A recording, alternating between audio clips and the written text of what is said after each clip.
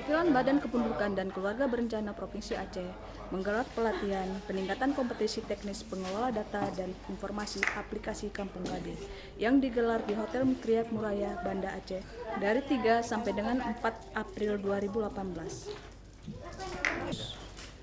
Kegiatan yang diikuti 23 wali data dari 23 kabupaten kota di Aceh ini dibuka secara resmi oleh Kepala Perwakilan BKKBN Aceh Dr. Andes Saidal Kasri MPD.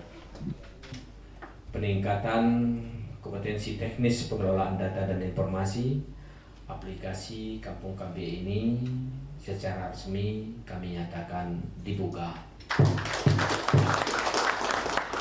Dari Kriat Muraya Hotel Banda Aceh, Sani yang melaporkan.